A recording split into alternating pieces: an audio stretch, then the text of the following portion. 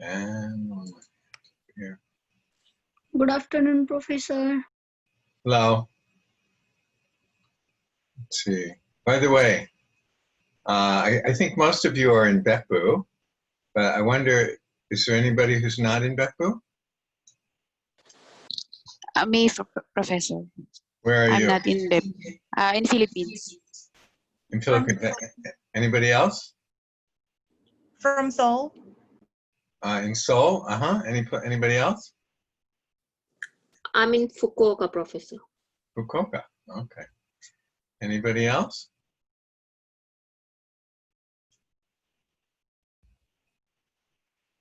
So almost everybody's in Beppu? Okay.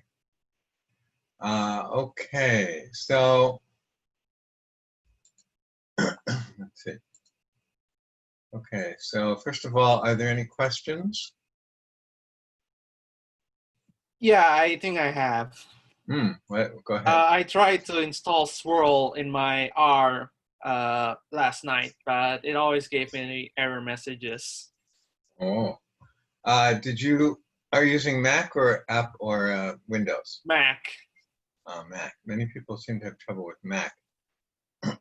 I have to use an older one because if I wanted to use the current one, I have to upgrade my Mac.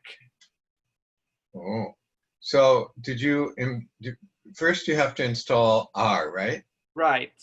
Did that go okay? It go okay. It went okay. Then you have to install R Studio, right? That also went okay. That also went okay.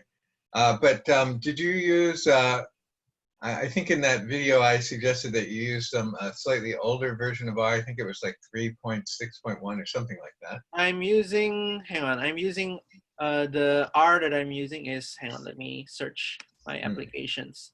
Okay. The R that I'm using is quite old. I think it's, yeah, 3.3.3. Oh, well, that's pretty old. Because yeah, my Mac doesn't accept 3.6. Oh, really? What? Yeah. Do you have like a older Mac or something? Is that yes, why? I'm using an I older. see. Okay. Okay. Okay. So I don't know exactly. As I said, I'm not that very good with Mac. A long time ago, I only used Mac, but then I had to switch to Windows, and I forgot how to use Mac.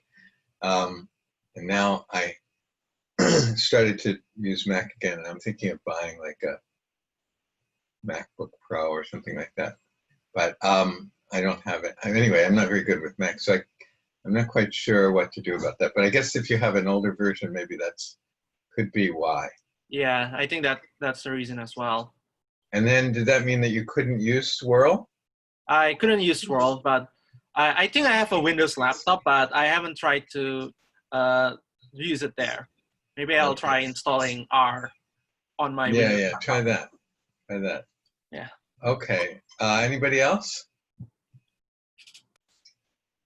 Well, actually, as far as I know, yes, sir. Yes, go ahead. Professor, just joined a little bit late. What is the question, please? The question is, how far is the Earth from the moon? No, that's not the question. That's not the question. Anyway, it doesn't matter. The question was, do you have any questions? But the other question is, I wonder if there's an let's see, R Studio Online. Let's see if we can do that. R Studio Online. There might be like a version we could use online. Yeah, there's something called R Studio Cloud. What's that? And there's also called R Studio Cloud. R Studio. Okay. So I wonder if, yeah, let's see that. Let's look up R Studio Cloud. I'll share my screen, but of course you could do it yourself. But I'll share my screen here. Let's see how that works. So here it says get started. I guess you have to log in or something, but let's see. Okay, free. They have a free version, up to 15 projects. 15 project hours per month. 1 gigabyte RAM, 1 CPU. Okay, let's try it out. Now, I might have already logged into this once before, I'm not sure. But let's see, maybe I should check that first.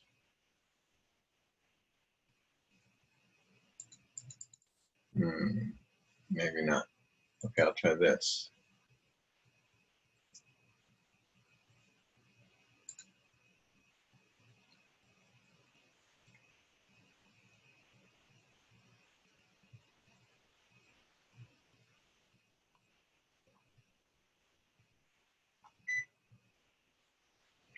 Okay, so let's see. I wonder though, what I want to know is, can we install?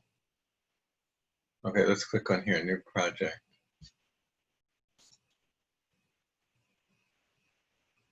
I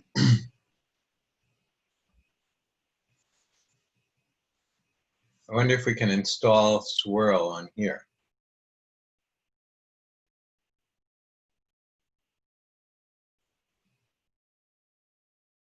Not too fast.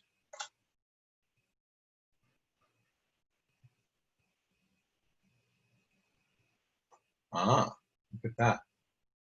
Okay. So let's try installing Swirl in here. So I'll go to Tools and install packages just like I did in the video. And let's try Swirl. Okay. And make sure you have this install dependencies.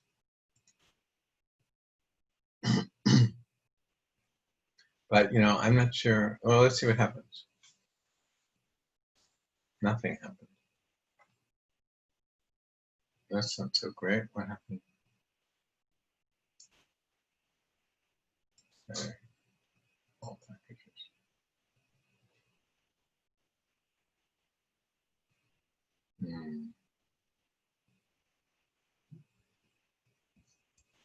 Let me just cancel that. Did nothing happen? Oh, here, it's starting to do.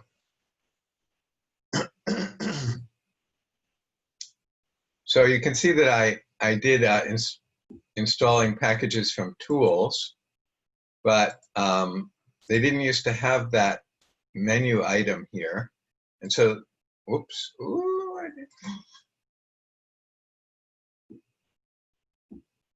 uh-oh, I screwed that up.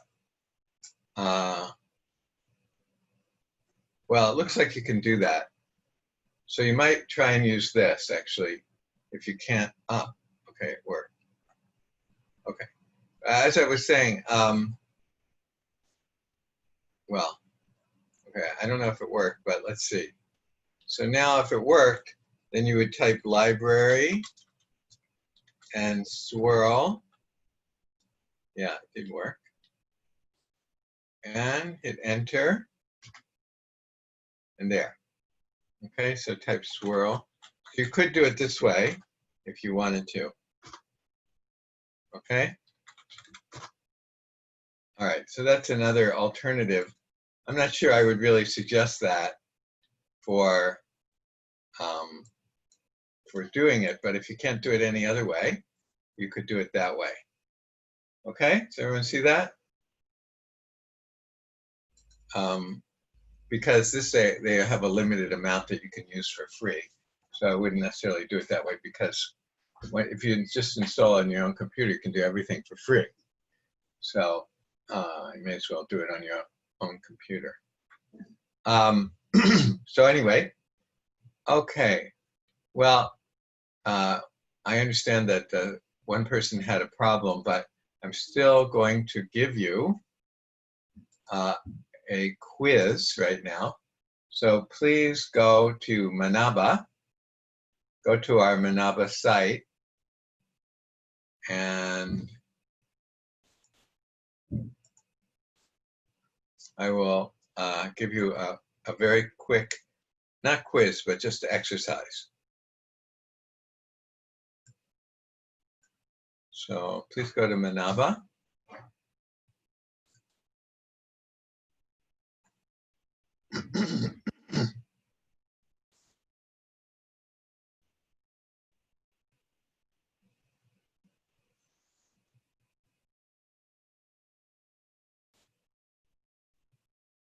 Has everybody gotten to Manaba yet?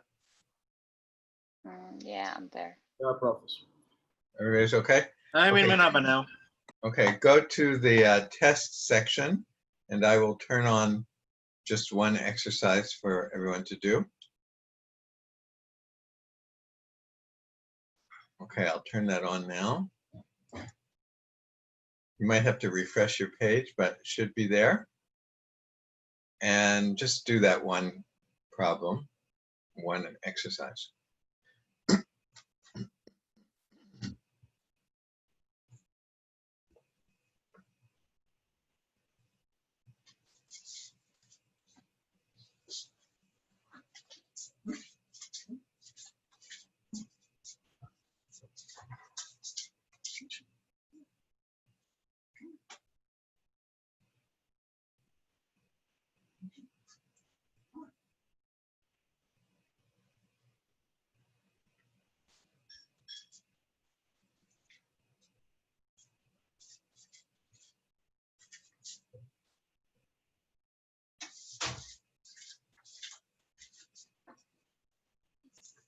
Okay, I'm going to shut that down. I'll give you 15 seconds to get your answer in.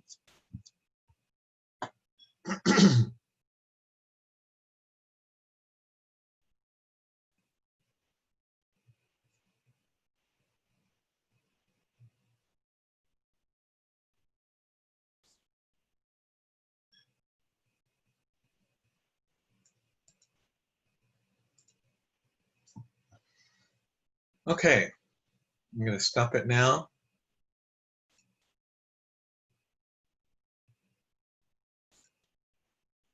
Okay, so here's the question. Which is the right answer?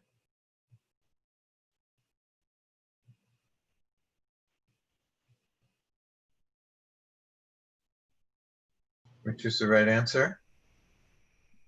I think it's number 9. No. Yeah, number 9. Last Sorry, one. Professor, I cannot see the question. Oh, you can't see, sorry. Okay, let me share it differently. Let me share this one.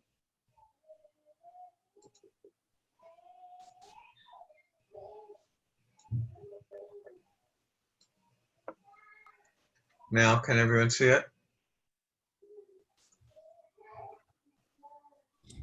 Yes. Okay, so that is, the answer is number 9.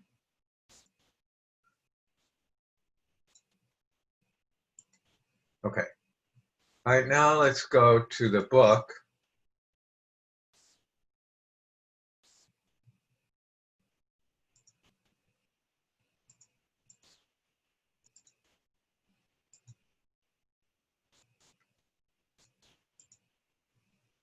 Okay. Does anybody have any questions before we start with the book? Okay. Professor, I wanted to ask one question. Yes. About variables, Mm-hmm.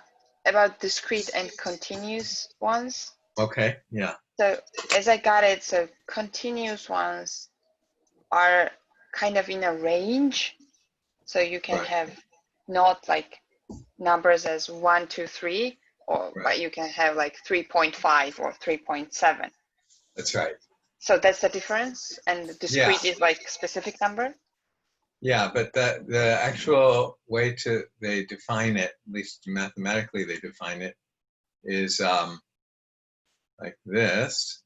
So they say that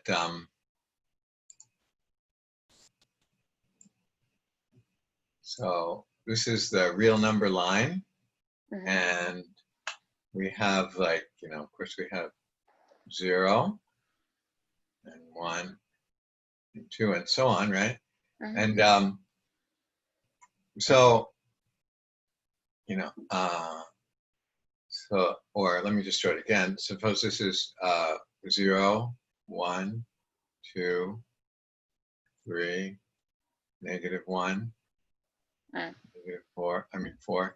So let's take 2 elements from the real numbers. Take any 2 elements. So I'll just choose at random this one and maybe this one. Okay, so that's 5 and 1. So if I ask you what's the distance between 5 and 1, everybody knows, of course, the distance is 4, right? Okay, so, but can I find 2 elements in this set? We call this the real numbers. It's a set, actually, a set of numbers. It's an infinite set of numbers. Can I find 2 elements in there that are closer to each other than 4? Yeah, of course. Yeah. Right? For example, you could take 1 and, or you could take 2 and 4. How close are they to each other? Yeah. They're 2, right? Sorry. They're 2, right? Distance between 2 and 4 is 2, right? Yeah. Okay, can I find 2 elements that are closer to each other than 2? Yes. Okay, give me 2 elements that are closer than 2. 2 and 3. Okay, 2 and 3. And how close are they? The distance between those is 1, right? Okay, but I'm talking about the real numbers here. So can I find 2 numbers that are closer to each other than 1?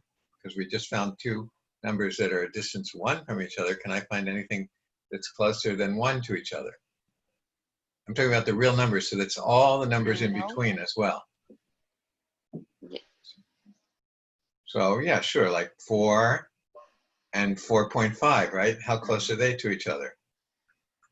1/2, right? Can I find 2 numbers that are closer to each other than 1/2? Yeah, right? Everyone sees where I'm going, right? Any, I can, anything you say, if I say, can you find 2 numbers that are closer to each other than 0.001? Of course you can, right? You can, there's no limit to how close you can be, right? Okay. If you have that situation, that set of numbers is called continuous. As opposed to, suppose I take the numbers like this, 1, 2, 3, like that. Okay, now if I choose 2 numbers, like let's say I chose 2 and 10. Okay, so their distance is 8. But can I find 2 elements in the set that are closer than 8 to each other? Yeah, of course, I could choose like 3 and 6, right? Okay, can I find 2 numbers? So their distance from each other is 3. Can I find 2 numbers that are closer to each other than 3? Yeah, for example, 10 and 12, right? They're okay. Okay, so 2 is the smallest distance I've found so far. Can I find 2 numbers that are closer than 2 to each other? Yeah. Yeah, of course, like what? Like 20 and 21, right? Okay, but once you get to 1, can you find any numbers that are closer than 1 to each other in this set? No, right? The shortest distance between any 2 numbers in this set is 1, right? Okay. So that's the idea. For continuous numbers, there's no minimal distance. And for discrete, there is a minimal distance. Okay. Okay, so I don't have to choose the whole real number line. I could choose just this. Just going from 1 to 2. Even that's still continuous. Because there's no smallest distance between elements in that set. Okay. Okay, so that's the technical definition of continuous versus discrete. Okay, I see. Okay, any other questions? Thank you.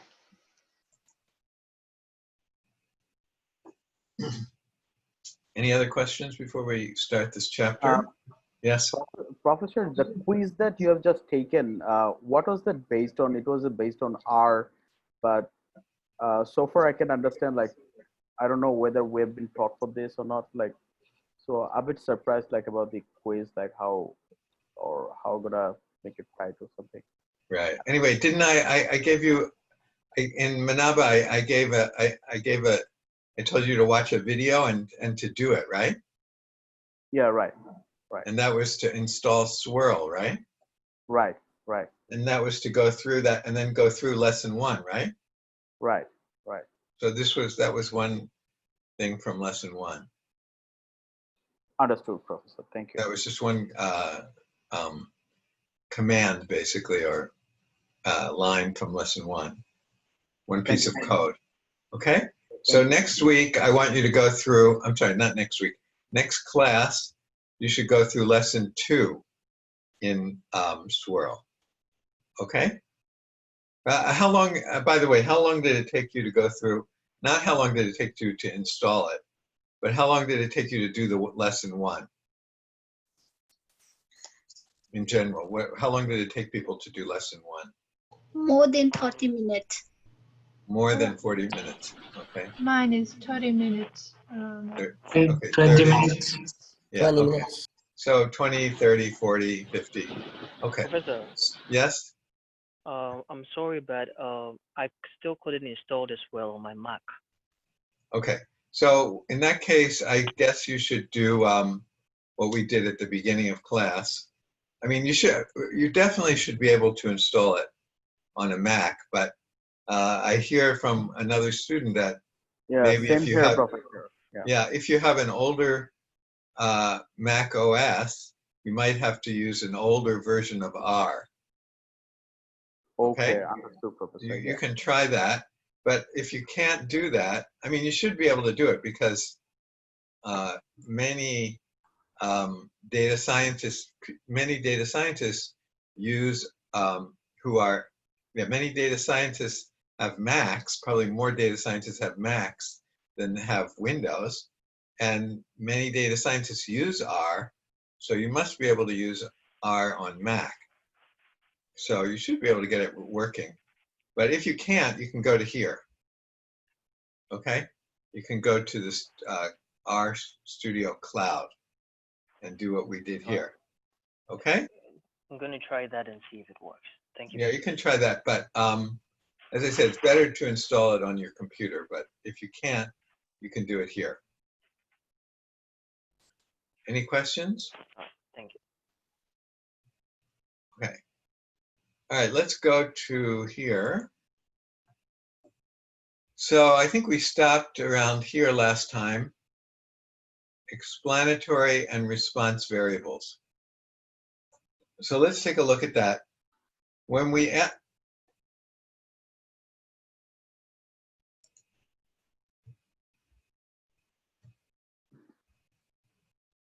anybody use OneNote before? This application up here called OneNote? Yeah. Yeah, Professor. Yeah. Yeah? Uh-huh. Yeah. Okay.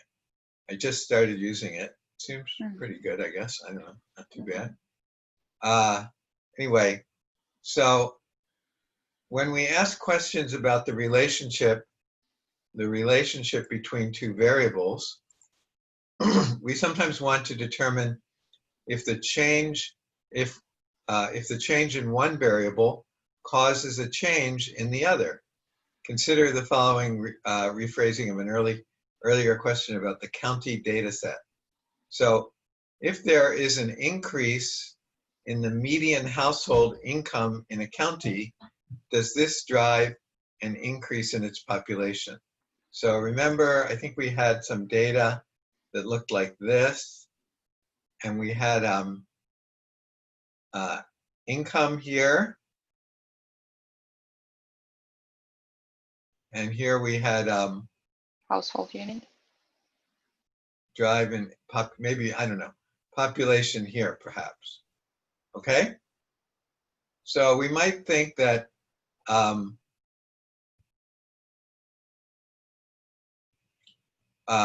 maybe the data look like this. So we can see if the data looks like this, that as income increases, what happens? As income increases, what happens? The population seems to increase also, right? So they say if there is an increase in the income, does this drive or maybe cause an increase in the population? In this question, we're asking whether one variable affects another. So what do you think about that? I mean, do you think income could possibly cause the population to increase Yes, it does, Professor. in a county or in a city? Yes, Yeah, it's right. Yes, it Probably, does.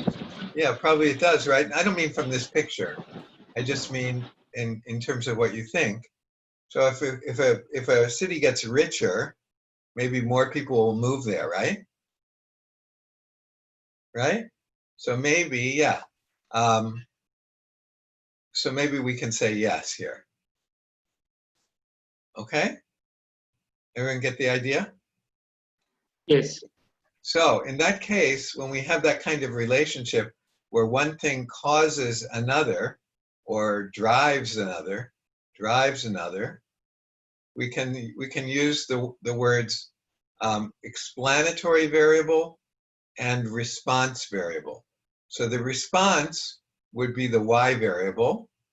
So this would be the response variable, and this would be called the explanatory variable. Okay, does everyone get that? So we might say that population is a function of income, right? You know that notation, right? So that would mean, so we would call income we would call population the response variable. And sometimes they say population increase can be explained by income increase. Okay, population increase can be explained by income increase. That's why they might use the word explanatory. All right, that makes sense?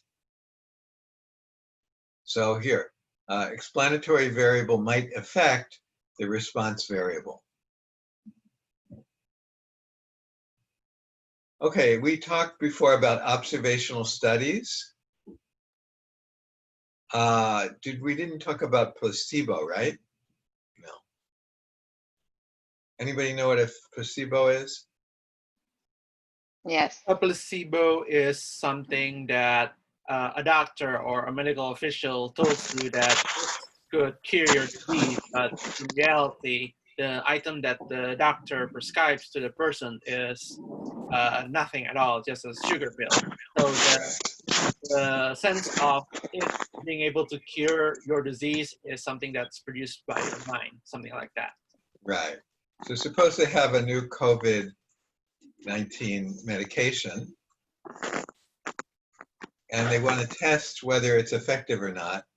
So as we said last time, we're going to break up the test group into two groups. We're going to call one the control group and one the treatment. And the treatment is going to get this new medication. And the control group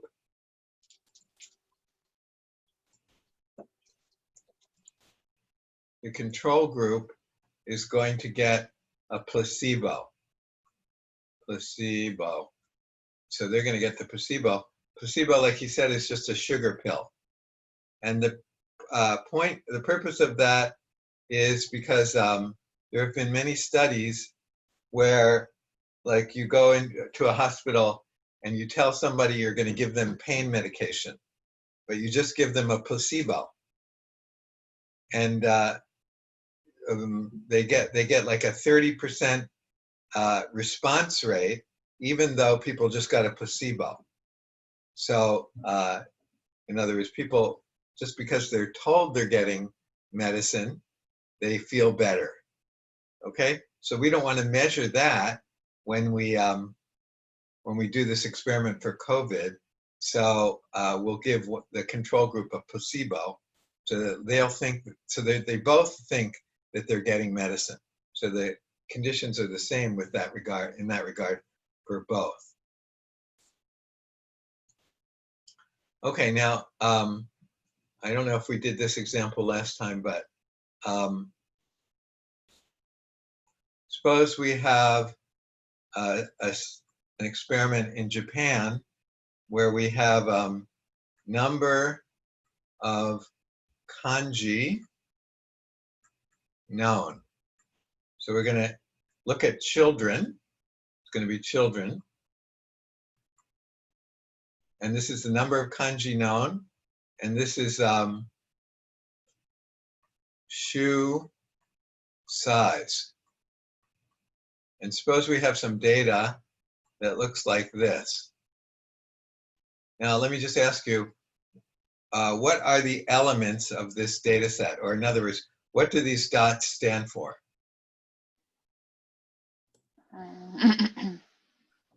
It's a relation between shoe size and kanji, no? Yeah, but So dots stand for the children. yeah, each dot is a child.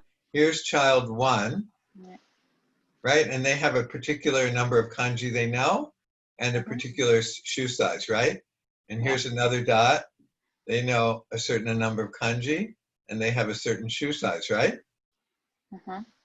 Okay, now we can say it looks like as the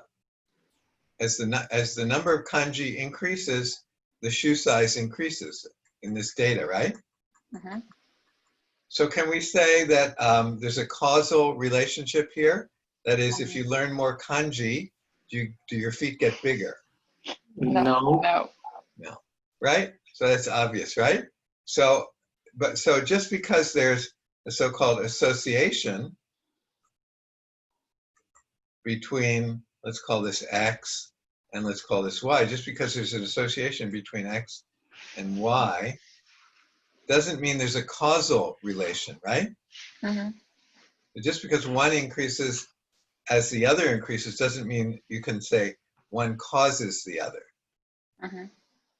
So they say that just because there's an association doesn't mean there's a causation. So in general, association does not imply causation. Okay. So causation can only be inferred from what we called before a randomized experiment. Okay. So what's going on here, by the way?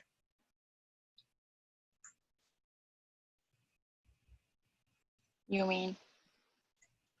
There's what they call a hidden variable. The age? Yeah, age, right? Age, right? As people's age increases, what happens? They learn more kanjis. They learn more kanji and Shoe size increases. Their size shoe increases. size increases, right? So it's not that this is causing this. It's that it's age that is causing both of them, sort of, right? Okay. So it can be misleading, right, to see this picture, and we just want to make sure that we don't assign a causal relationship just because there's an association. So, okay.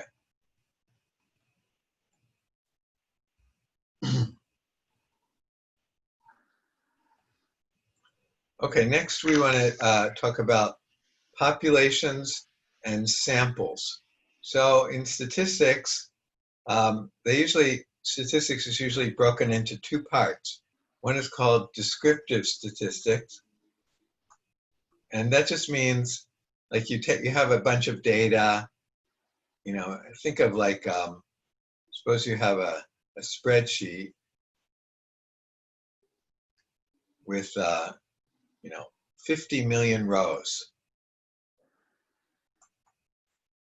50 million rows of data, right? So you don't want to deal with 50 million rows of data, so you want to summarize it.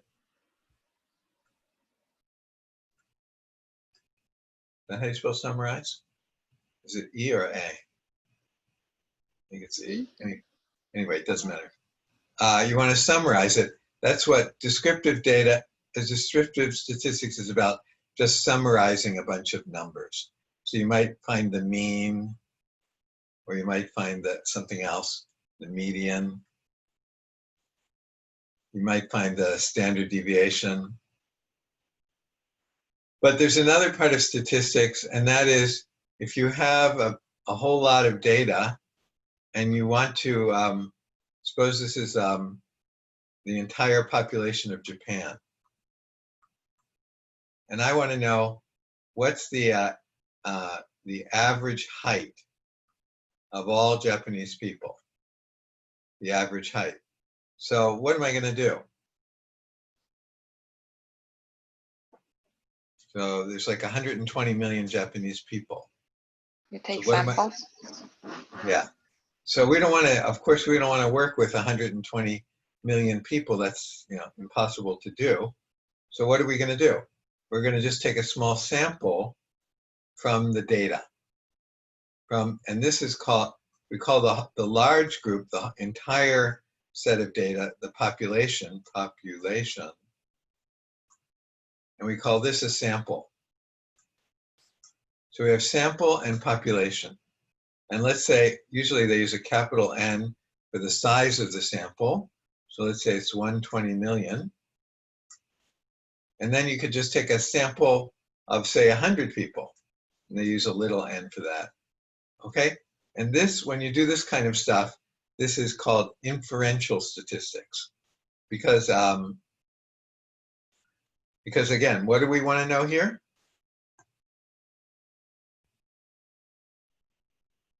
I want to know the average height of Japanese. Yeah, I want to know the average height of all the Japanese people. Yeah. But what am I going to do? Take an average. I'm going to take a sample. Yeah. So just 100 people. And then what? I can measure their heights. So I have x1, x2, each of these is a person, or their height, up to x100. So I have 100 heights there. So I can just find the mean of that, right? Yes. Okay, which we can do using the sigma sign, just by writing xi over n. N goes from 1, sorry, wrong, sorry.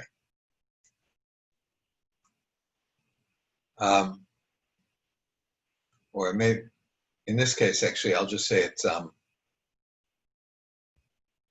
let's write it this way, xi over 100, and I goes from 1 to 100. Everybody familiar with that notation? Yes. No? Some people are not familiar?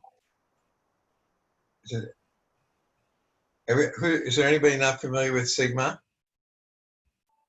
No. Okay. All right, let's just quickly review sigma. May as well do it. I remember I had a student, I think it was a grad student from another professor, and he was doing this whole long, complicated thesis about options and finance and all kinds of stuff. And he had some problem, a statistical problem, and he wanted to come and talk to me. So I said, sure, yeah, come and talk to me. And I was like shocked. He had like a 50-page thesis, and his whole question was he just didn't understand this symbol. It was like, he had all kinds of stuff there, but he just didn't understand this one symbol, which is a very simple symbol, really. So anyway, let's just make that clear. So in English, we have two words, sum and product. What do they mean?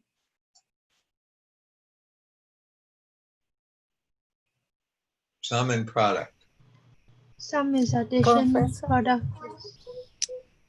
Addition and multiplication, right? Yeah. Okay. I think. And this letter comes from what language? Greek. It's Greek. Right. Okay, do you know any other Greek letters?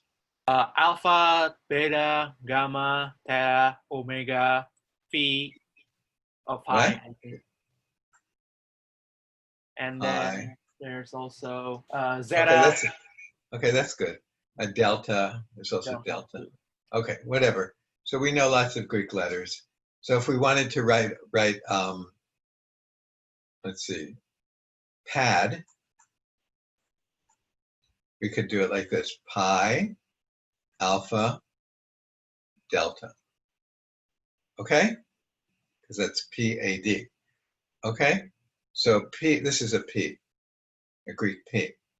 But I guess the capital alpha looks like that, I think. Okay?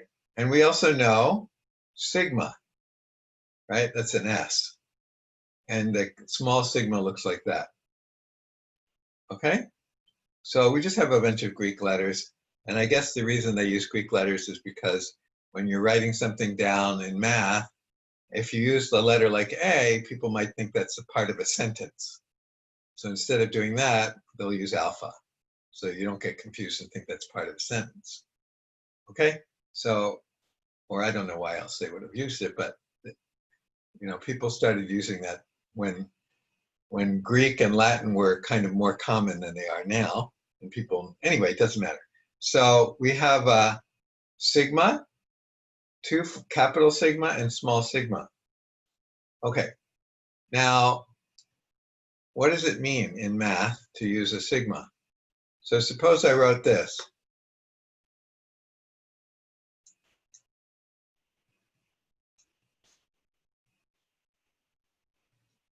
So what does that mean?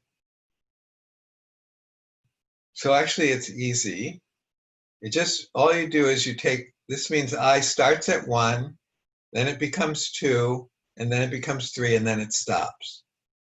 Okay, if I wrote this, this would mean I starts at 3 and goes up to 10.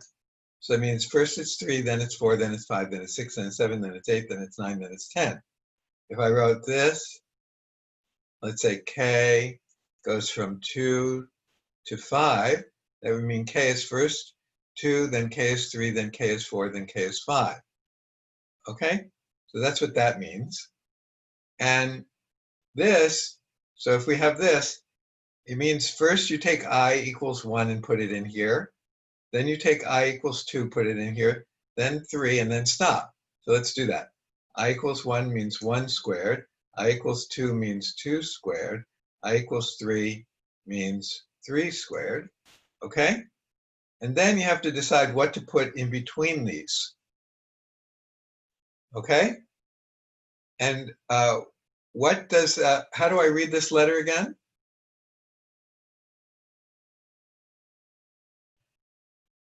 How do I read sigma? And what letter does it stand for? Or what's the equivalent letter in English, in Roman letters? Sum. S, S, S. This is a Greek S, right? This is a Greek P. This is a Greek D. Okay? So this is a Greek S. Okay, but why, so why do you think we're using sigma or a Greek S or S for this? It means sum. So that means what we were supposed to put in here is that. So that's all this means. That's all this means. Just equal to that. How about if I wrote I equals 2 to 5 of 3I to the 5th. So what's that equal to? So you just put in I equals 2. So you get 3 times 2 to the 5th. Then you put in I equals 3. You get 3 times 3 to the 5th. Right?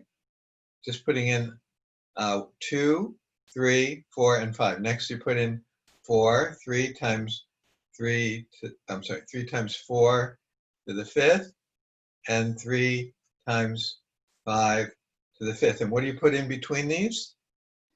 Plus. Sum. So whatever this is, that's what the answer is.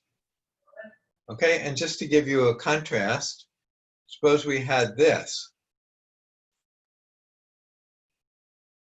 Usually you don't see this, but suppose we had this. So let's just go through that rule again. First you put I equals 1, 2, 3. So put in I equals 1, you get 1 plus 8. Put in I equals 2, you get 2 plus 8. Put in I equals 3, you get 3 plus 8. But what is this? What do you think this stands for?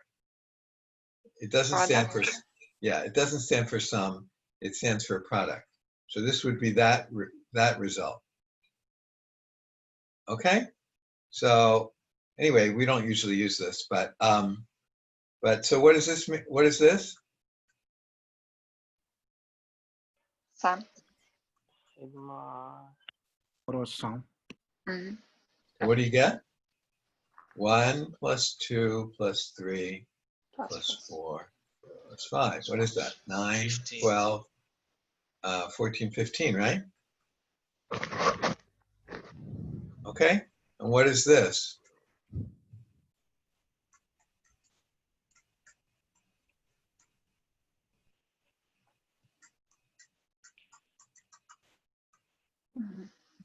Plus 100, right?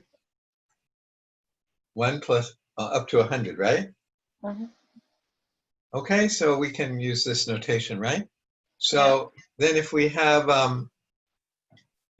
these numbers, 2, 3, 4, 5, and we want to get their mean, what do we do to get the mean of these? You take 2 plus 3 plus 4 plus 5, right? And divide by 4, right? So let's call this one x1, x2, x3, x4. So to get the mean, what do we do? x1 plus x2 plus x3 plus x4 over 4. And if you want to, you could rewrite that like this. Sigma xi, I goes from 1 to 4. 1 to 4. And then divide by 4, right? Or if you prefer, sorry, you could, I guess you could write it this way also.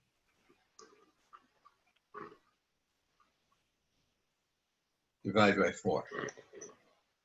But you can actually divide by 4 here just as easily as divide by 4 here.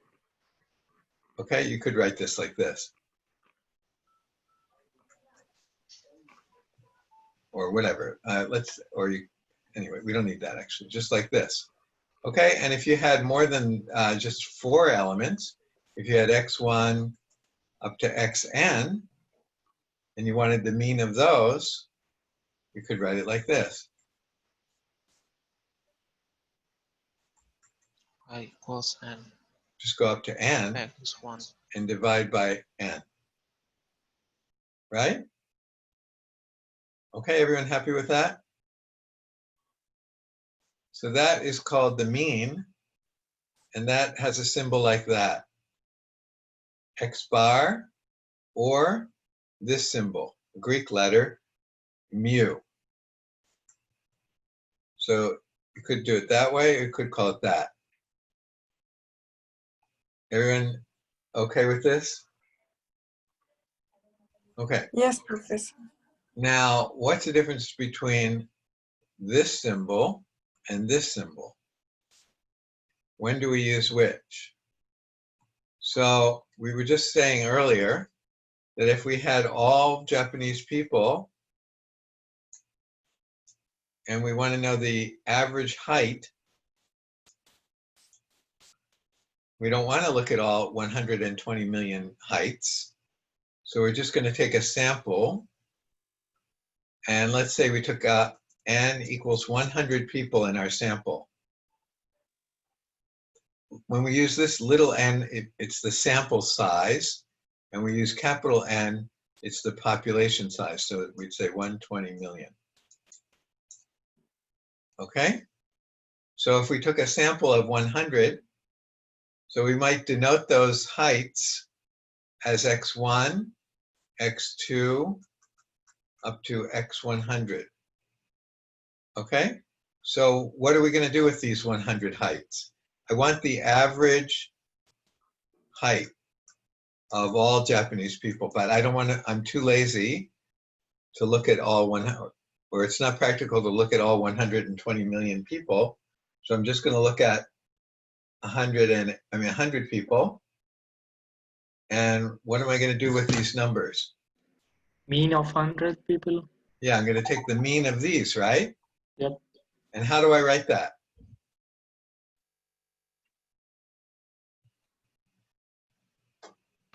Using the X bar. Yeah, but I mean, in terms of this notation, how do I write it? XI by 100.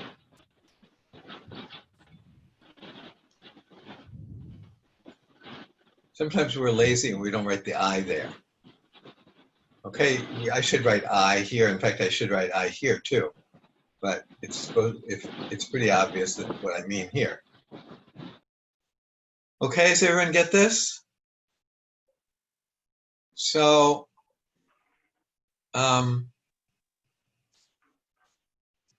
okay, so that is the mean, right? Of the sample. This is called the sample. And this is the big thing, is called the population. It doesn't have to be people. We could do, suppose I wanted to know, here's a bottle of water. And I wanted to know, I go to the manufacturer, which is Amazon. No, I don't know. Maybe, I don't know what company it is. Some company manufactures this, and I want to know what's the average amount of water in a bottle. Okay? So I don't want to look at every bottle that they ever made. So I'm just going to take a sample. I'm going to take maybe 100 bottles. Okay? So I'm not talking about people, I'm talking about water or bottles of water. So I could, but I still call all bottles, I still call that the population. So it doesn't have to be people. Okay? So, and we still have a sample. Okay.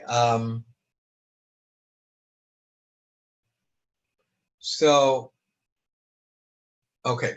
So we take the average of the sample, that we use X bar to indicate that. And here, the average of the whole population, we use mu. Is this clear? So we use X bar versus mu. So that's a pattern that they always follow. I mean, the pattern is we use Greek letters for things in the sample, and we use non-Greek letters, or like Roman letters, for things in the, we use Greek letters for things in the population, and we use non-Greek letters for things in the sample. Okay, does everyone follow this idea? Any questions? So another thing that we're going to be interested in, besides the mean, is something called the standard deviation. So we didn't talk about what that means, but maybe you know what it means or maybe you don't. But anyway, when we're talking about the standard deviation in the sample, we'll use like an English letter like either S or SD. Okay? But when we're talking about the standard deviation of the population, we have to find a Greek letter. So we don't use capital sigma, we use little sigma. Okay, so this is the standard deviation of a population, and this could be the standard deviation, or this could be the standard deviation of a sample. Okay, does everyone understand this? Any questions? Sorry, Professor, I didn't understand. Okay, the point is that when we're talking about something, do you understand the difference between population and sample? Yes, yes. Okay, so whenever we're talking about something about the population, we use a Greek letter. So whereas if we're talking about something about a sample, we use a Roman letter or an English letter. So here we use X bar, which is like an English letter, except for the bar. It's not really an English letter, but anyway, X is an English letter. And if we're talking about the population, we don't use X, we use mu, which is a Greek letter. Okay, thank you, Professor. And why, by the way, why do they use mu? Why don't they use alpha? Because they have to find a sample from whole population. Yeah, but alpha is also a Greek letter. So why do they use mu instead of alpha? Alpha is a Greek. What's the equivalent letter in English for alpha? A. I think it's M. M. Oh. I think it's like a Greek M. I'm not sure, but I think it's a Greek M. So why do they use a M? The mean. Yeah. Right? That's why they use mu. It stands for M or mean. Okay? Thank you, Professor. Okay. Okay, anyway, we wanted to talk about the difference between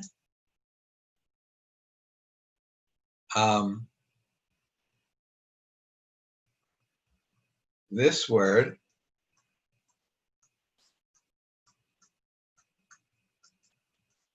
and this word.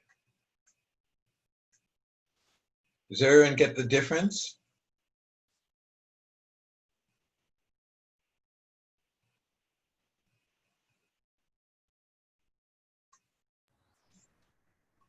Everyone get the difference between these two?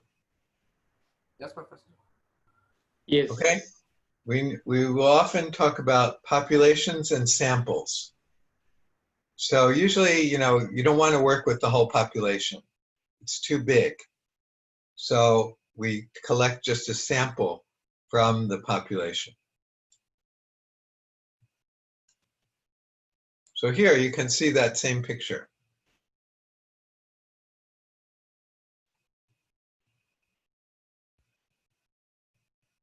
Okay, so populations and samples. Consider the following 3 research questions.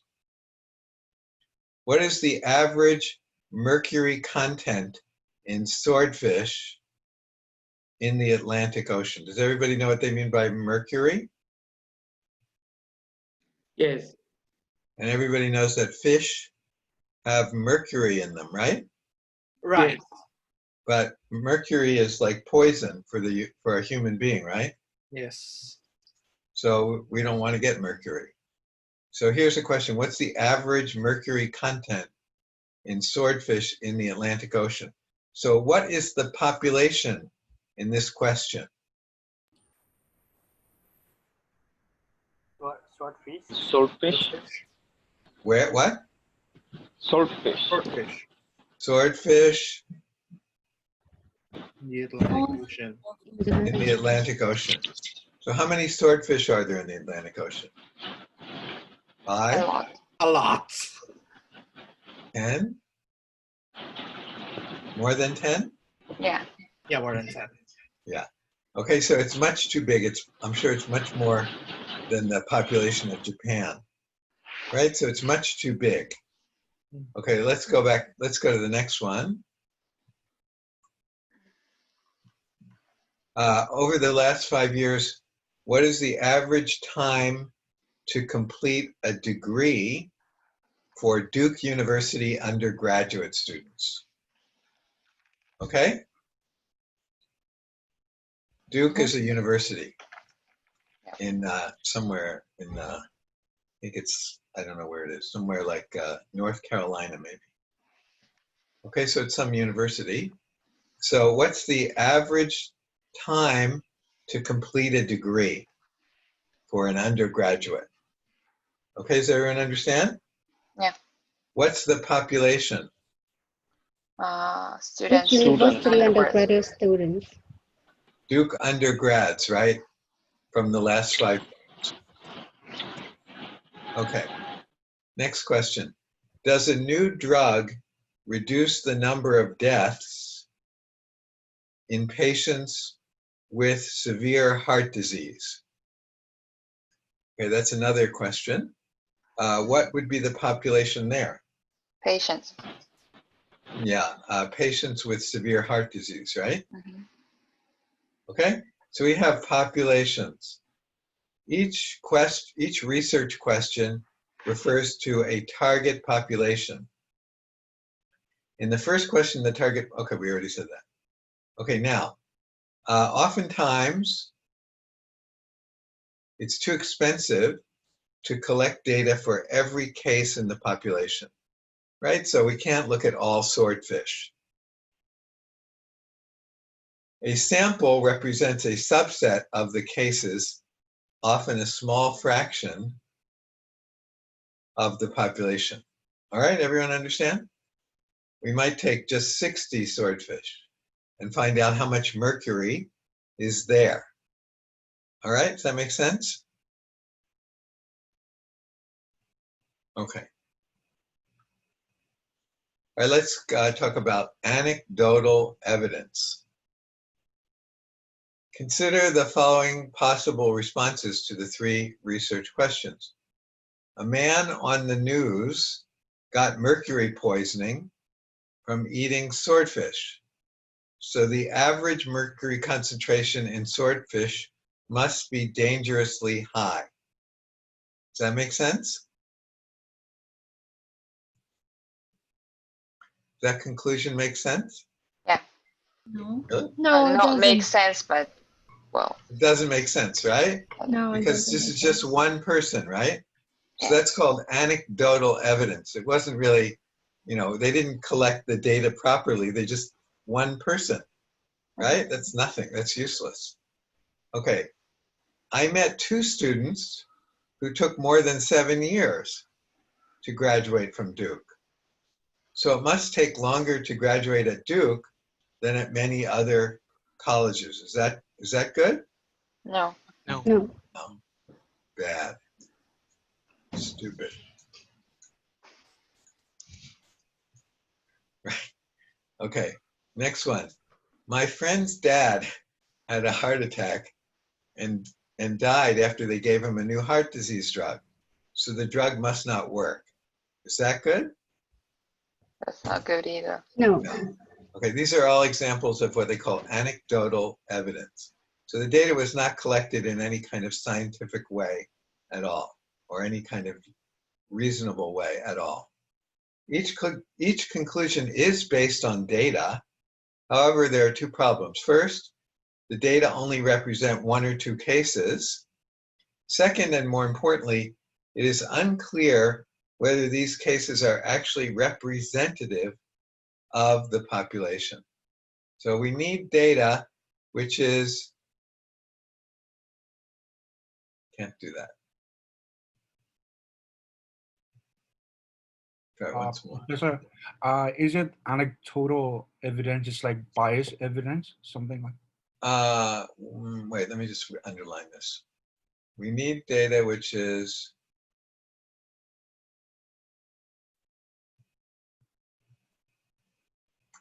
representative of the population, right? Mm. Okay, let's look up what does anecdotal mean.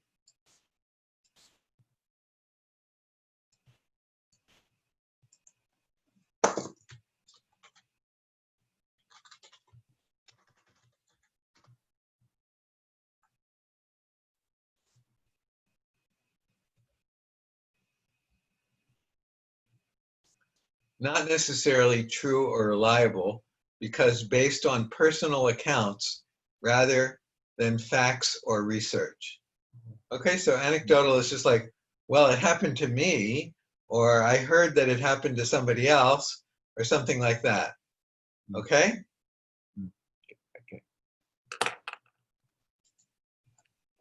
Okay, so these are all anecdotal. Data collected in this haphazard fashion are called anecdotal evidence. So not good evidence. Not good conclusions can be made from not good evidence. Be careful of data collected in a haphazard fashion. Such evidence may be true and verifiable, but it may only represent extraordinary cases. All right? So we need to think about how, if we have a whole population, how we should collect a sample. Should we just do anecdotal evidence, or do we need to be more careful? So we need to be careful about how we collect data. So here is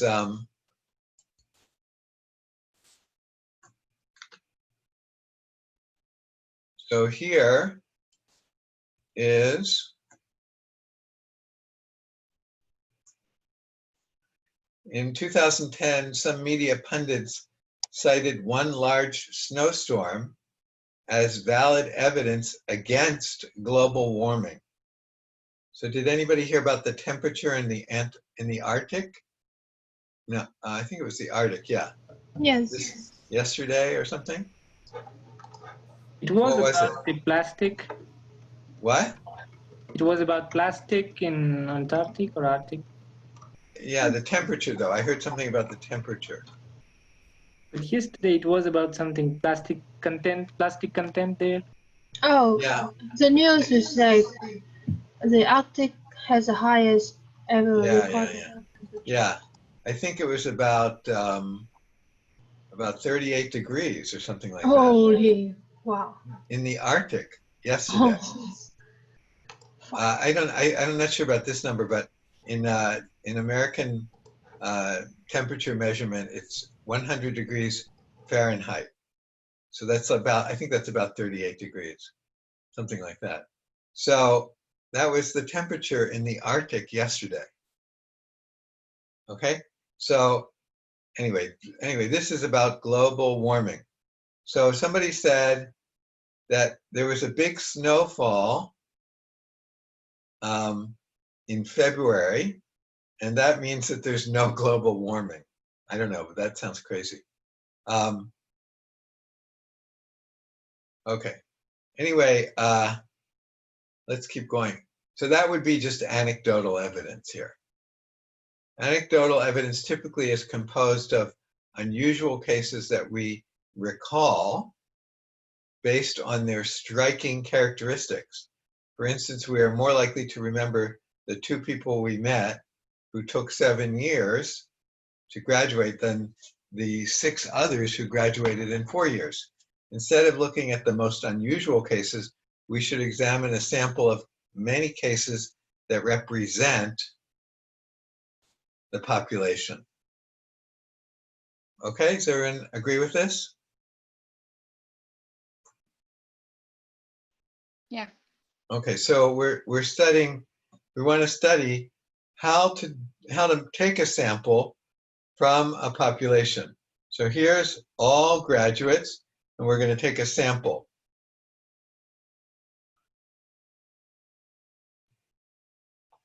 So here's one way we could do it.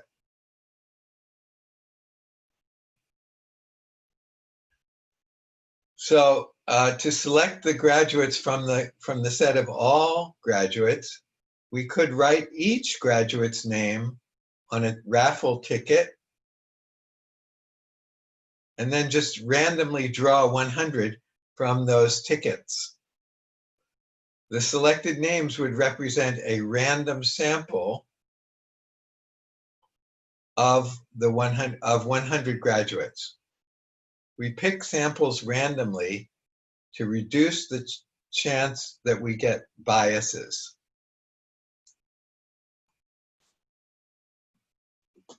Any questions? Okay, let's take a 5-minute break and we'll come back at 3:30. So don't go anywhere.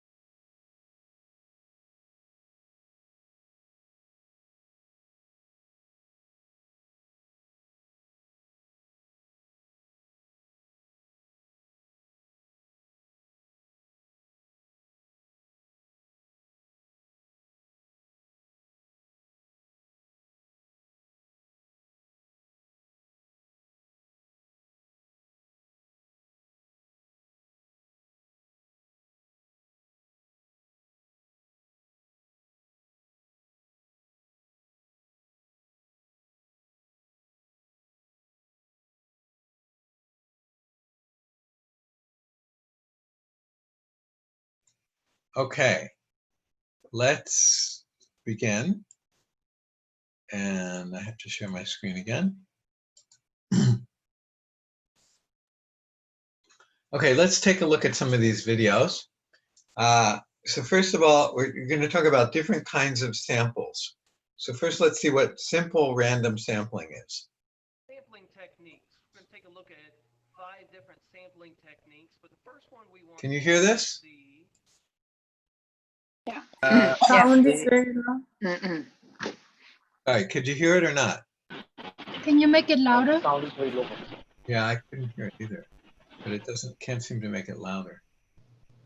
Why is that? Maybe if I do this, let me try one thing. I don't think that's going to help, but let's see. No, that's not going to help.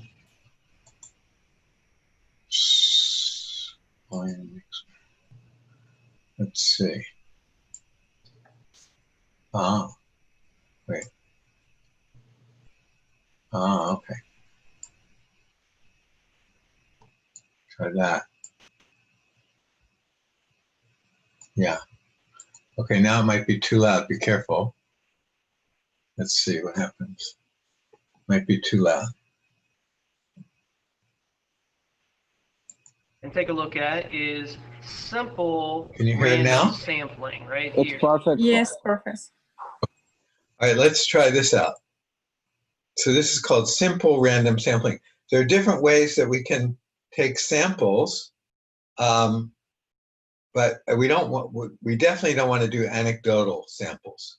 But these are different good ways to take samples. Sampling techniques. We're going to take a look at 5 different sampling techniques, but the first one we want to see and take a look at is simple random sampling right here. And sometimes simple random sampling is referred to as SRS. You might read that in a book, you may read that, you may hear me talk about it in class, but it's pretty basic because what you have is the S, the R, and the S, simple random sampling, okay?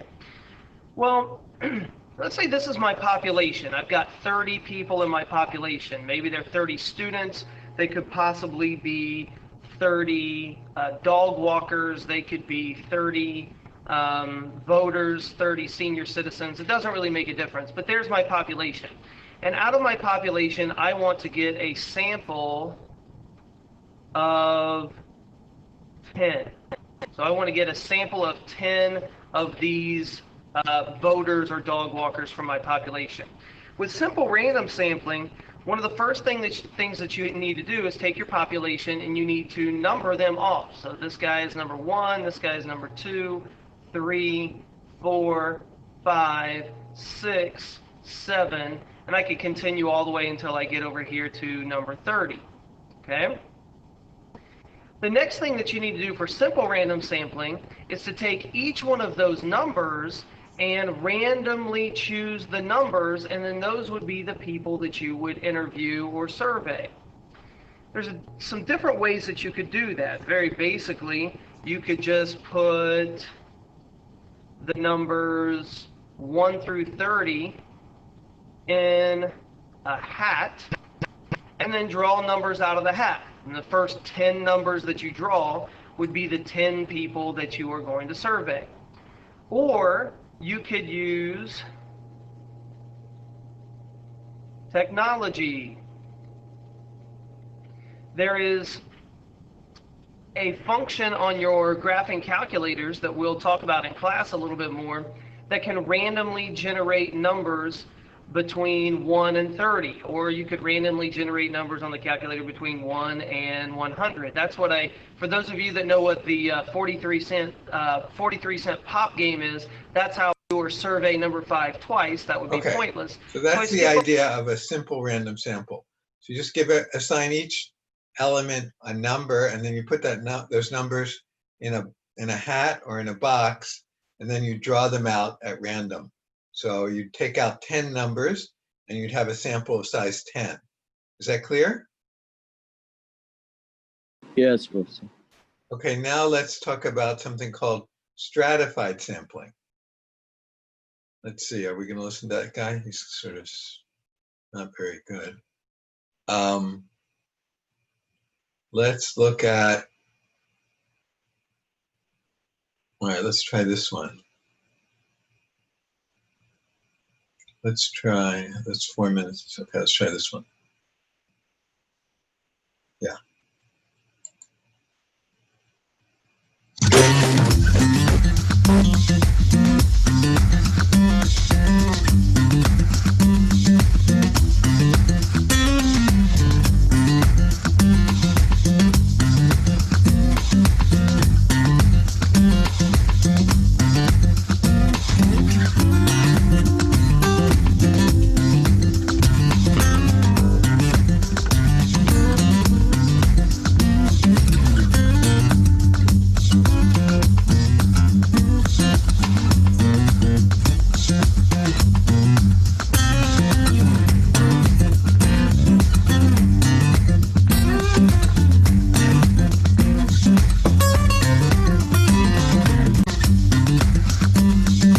That's not so good. Let's not do that one. Yeah, Professor, it's not nice. Yeah, not so great. Let's try this guy.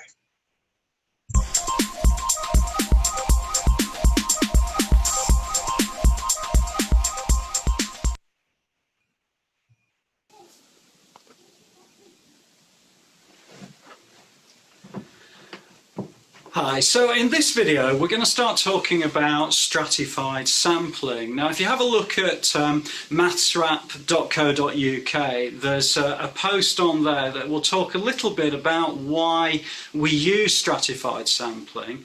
And basically it revolves around, if you're wanting to find out information that's representative of a group of people. Let's say that you want to find out how 1,000 different people feel about a particular issue. You might not have the time or the resources to be able to interview a full 1,000. So what you do is you take a sample of that 1,000.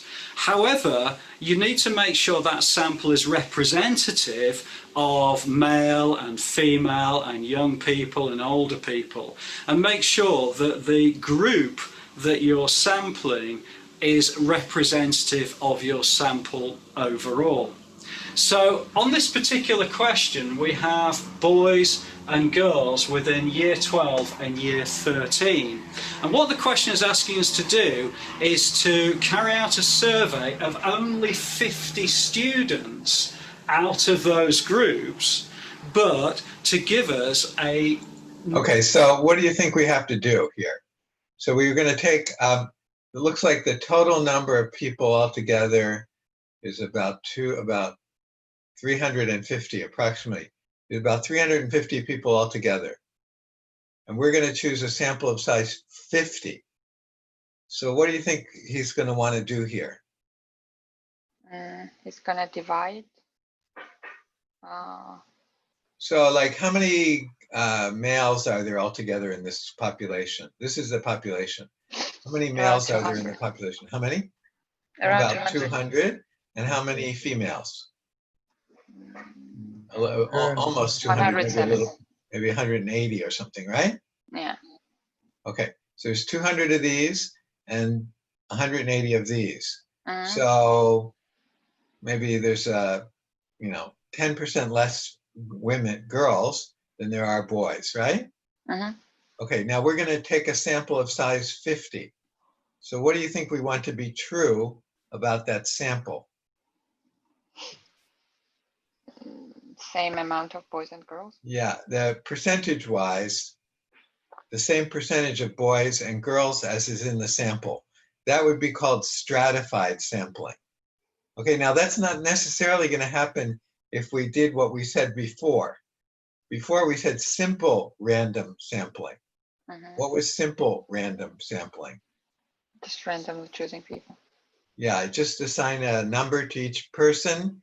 Here there are 350 people. Assign a number to each person, and then put all of those numbers into a hat and mix it up and draw out 50. Okay, is that clear? But we're not necessarily going to get, you know, like about 40% women and 45% women and 55% men if we do that. Not necessarily going to happen. So if you want to kind of ensure that the percentage of certain groups is the same in the sample as in the population, then trying to do that is called stratified random sampling. You're trying to preserve the percentages of certain groups that you think are important to preserve. So you can't preserve every group, but you might choose a few groups that you think are important, like gender group or age groups. Okay? So that's where he's going with this. Let's see. Number which would be a stratified sample. So in other words, representative of the fact that there are more boys and less boys more boys in year 12 and less boys in year 13, or an equal number, roughly an equal number of girls in year 12 and 13. So to make it so that it's representative of that overall amount. I will write the question just below in the description, or if you go to Maths Wrap, that will give you some detail on there as well. Okay, so the sample that we're going to use is a sample of 50 students. So in other words, we've only got resources or time to be able to talk to 50, but we want to make sure it's representative of all of these students. Okay, and what they're asking us to do is to find out how many girls, I need to just check my notes here, girls in year 13 that should be used as a sample. So how are we going to get that? Around 12. So if we want to have the proper number of girls that are age 13, how many should we aim for? 12, 13. Yeah, so we would do 85 out of the total. That would be the percentage of girls age 13 that we would like that percentage to be of our 50 also, right? Is that clear, everybody? Yeah, right. Okay, so let's see what girls in year 13 that should be used as a sample. Okay, so these kind of questions are usually given to you in a couple of different ways. Generally speaking, they're given to you usually as a graph or a chart or something like that. Now, sometimes there's bits of information missing in order to gain full 13. So I'm going to put a little total grouping of year 12 and year 13. There are a total of 382 students. Okay, that's really important because the amount 85 out of 382 students. Okay, so there it is. 85 over 382. We want to multiply that times 50, and that's how many in our sample we should have of girls who are age 13. Okay, now what we'll do is we'll take all of the students, all 382 of them, we'll get just the ones, just the 85, and then from there, we're going to choose, what is this? 385 times 50 is what? Can anybody do that? So for a second. Well, let's just figure out what this is. Let me bring up a calculator. 22%. Okay, so it's 382. Around 22%. Okay, so around 23. Okay, yeah. so yeah, 22.25. Okay, say around 23 students we need of this type, right? Is that what you're saying? Yeah. Okay, so 23 of this type. So, but there are, of this type, sorry, but there are 85 there. So what we want to do is take those 85 and take a simple random sample of 23. We want to make sure that within this group, we randomly sample. I'm sorry, so he is aiming at 50 from the girls group and 50 from the boys group, right? No, 50 altogether. No. 50 altogether? Yeah. Oh, whatever. It doesn't. I think he's talking about 50 altogether. So let's check the calculator again. So let's say we want 85 divided by 382, 382, and that is equal to that. And then we want to multiply that times 50. And that is equal to 11. Okay, so what we want to do is from these 85 students, we want to choose 11. Okay. But we want to make sure that from those 85 students, we choose 11 randomly. Okay? So, you know, we have to take those 85 students, assign each one a number, put their numbers in a hat, mix up the hat, and draw out 11. Okay? And that would be called stratified sampling. Okay, that's different than what we said before, which was simple random sampling. Okay, a little bit different. And, you know, we have how many students altogether? 382. 382. Now, you know, why did we separate them into boys and girls, right? We could have separated them into, you know, people with that like chocolate and people that don't like chocolate. Or we could have separated them into, you know, people that are overweight and people are underweight. Or we could have separated them into, you know, people that like, you know, Harry Potter movies and people that like science fiction, whatever, right? We could have separated them into all different kinds of groups, right? So it's a little bit arbitrary, this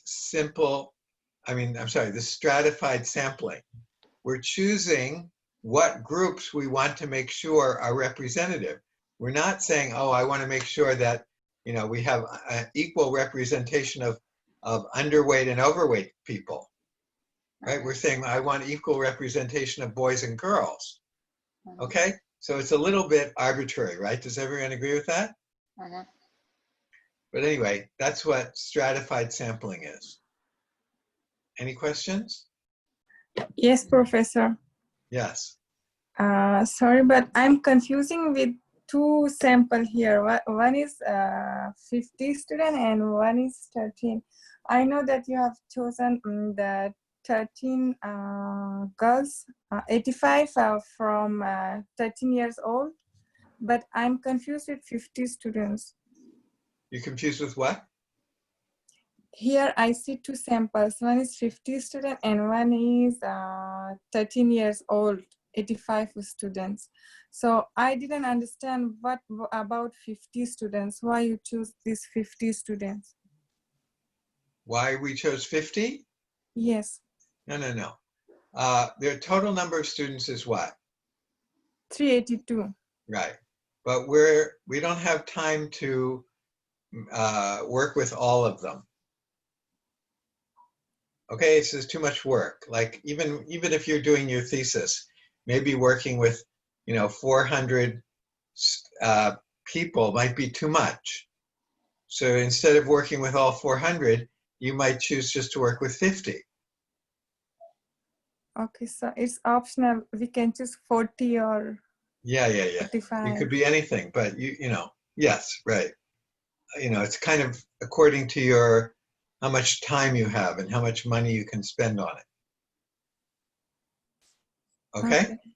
Yeah, and Professor, and also we have two samples. One is 50 student and one is 85. So we have No. to The sample is size 50. We're going to work with 50 students all together, right? Okay. But the point here is that we can see that, well, you can see here, there are 85, what is this 85? This is girls that were 13 years old, right? Yes. So we want to make sure that in the 50 that we're going to work with, we're only going to work with 50 in our sample, that we have 11% of them are in this category, because 85 divided by 382 is 11%. Do you understand that? Yes. So in our sample, we also want to have 11% girls that are 13 years old. Okay. Okay, now I got it. Okay. Yeah. Thank you, Professor. Anybody else? Okay. Anyway, Professor, what about the decimals? What about what? What about the decimals, Professor? Because we cannot take persons as decimals. Yeah, So what right. about we just ignore the decimals? Yeah, just completely ignore it. I mean, nothing's perfect here, right? This is all just, we're taking random samples. There's no perfection when you're taking random samples, right? Right, Professor. But but what if we add up all the 4 categories and it becomes Yeah, one? okay, you're right. You're right. So if you want to be more precise, you can try and be more precise. Okay? So you could do 11.125% if you want to, and figure out what that is out of 50. Yeah, you're right. You have to do that. You're right. So, yeah, so do that. But, eventually it's not going to be perfect, right? You can't have, you can't have 12 and a half students, right? that are girls that are 13 years old. So you're going to have to do some rounding off eventually, right? Right, Professor. So you can do that. But yeah, you're right. I didn't mean to make a joke out of it. You're right. Okay. Anybody else? Yes, I have a bit, Professor. Yeah. So in this specific situation, because we have 2 years and boys and girls category, comparing to this, isn't it just better to take, like, for example, since we have 50 students limit, we take 25 from year 12, 25 from year 3, and then divide those 25 into 2 equal groups of boys and girls. Wouldn't that or is Sorry, that not? can you say that again? Sorry. Yeah, because we have a limited sample for 50 students. Right. In this specific case, Yeah. I mean, what's the difference between this and if we just pick 50 divided by 2 for each year, 25 year 12, 25 year 13, and then divide those 25 between boys and girls.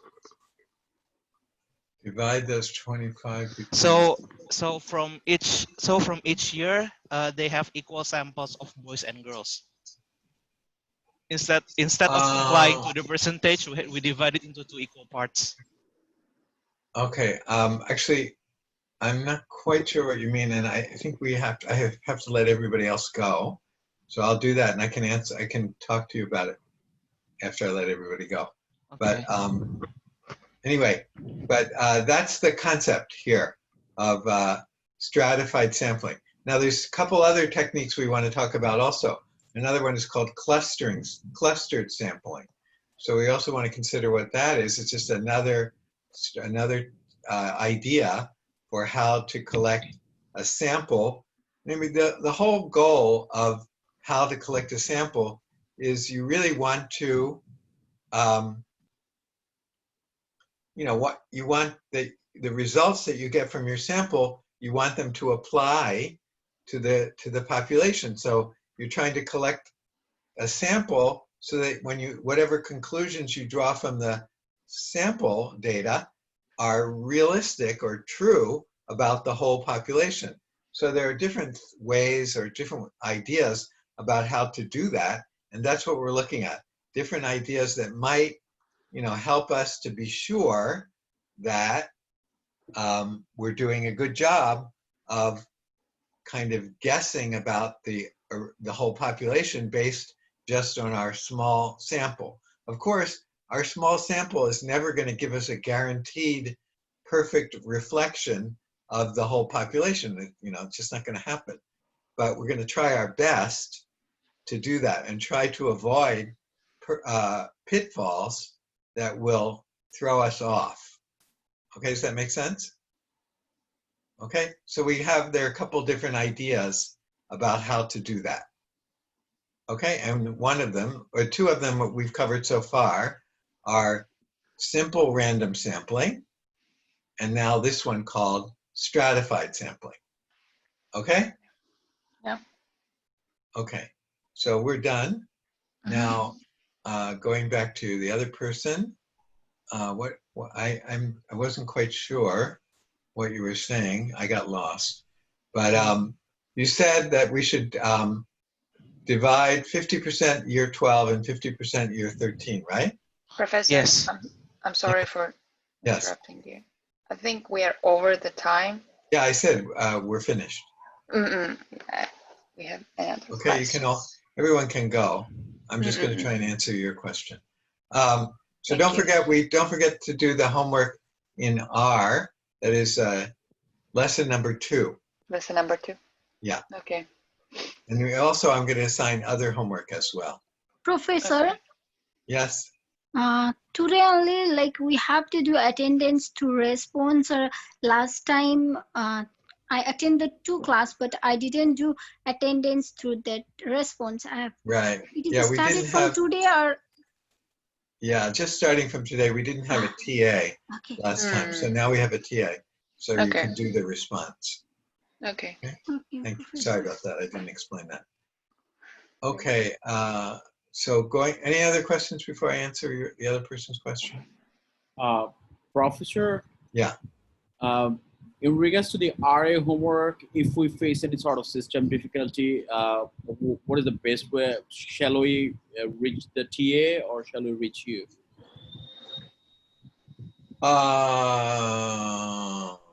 Yeah, you can write to me, but as I said, I recommend if you can't get it installed on your computer, that you use the RStudio Cloud.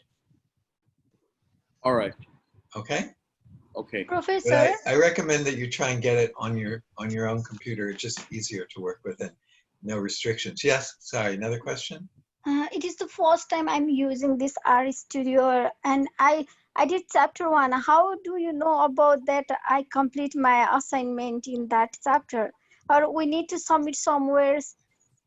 Not for the RStudio. No, we'll just have another exercise in the next class about it. But I won't. You don't have to submit anything about that. Okay, just doing that like how we did chapter 1. Yes, that's right. Okay. Lesson 1. Yes. Professor, one more thing is, as we have got a lot of things to discuss, as it's going to have a lot of collaboration in different platforms. So as a student, shall we use Manaba for all sort of collaboration? For collaboration? Yeah, right. Collaboration with each other? Yes, right. Yeah, I should, what kind of collaboration? I reckon discussing about the problem solutions. Okay. Let me set up a Manaba forum. That'll be great. Thank you. Okay. Yeah, I'll do that right now. Okay, let's say a thread. Well, we have some, don't we? Questions on setting up. Okay. Anyway, I'll just put up a general one.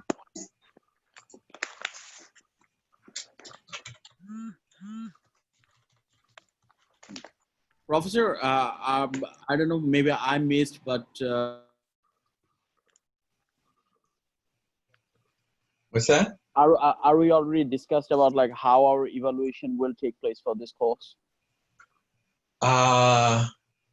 No, I haven't done that. I'm sorry. No, I'll do no that worries. next time. Yeah, sure. I'll give it a reminder. No Yes, problem. thank you. I'll No try to worries. do that though. Thank you.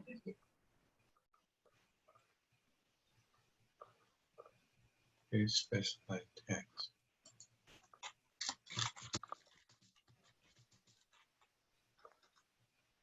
Professor, can't we leave this because I have another class? Yes, yeah, please go ahead.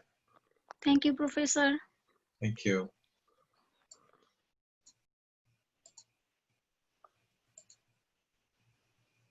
Okay. Okay, now somebody had a question. Yeah. So your question was here. Yeah. Instead of complying to the percentage of the boys and girls and in each year, what would be the difference if we just, I don't know, divide it equally into the quarters? Like there are like basically there are like 4 categories in this, right? Okay.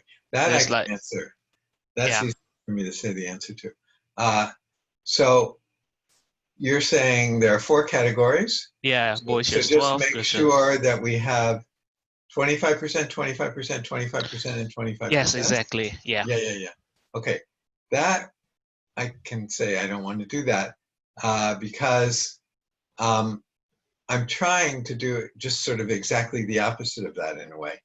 I mean, there aren't 25% of each in each category, right? Like here, there are a lot more people here than there are in this category, right? Yeah. So I want to preserve that proportionality within the sample. You understand? Yeah. So in other words, I want basically what I guess there's about almost 50% more from in this group than this group, right? Yes. So I want the same thing to be true in the sample as well.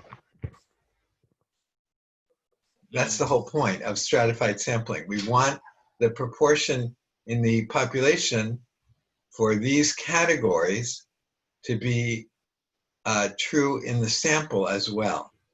Oh, okay. Okay. So Yeah. So then divide it into equal 25%. Then there's another sampling method then. I don't know if that's an actual sampling method.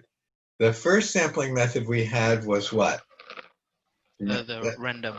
Yeah, simple random sample. Yeah, simple random. That is where you assign a number to each person, all 382 people. You put all those numbers in a hat, stir it up. Yeah, and then take one. Choose 50, right? Mm-hmm. That's simple random sampling. And then this next technique is called stratified random sampling. And that's where you focus on particular groups that you think are important. Like, we just have 382 students, right? We're not thinking, you don't necessarily have to think boys, girls, and the age and so on, right?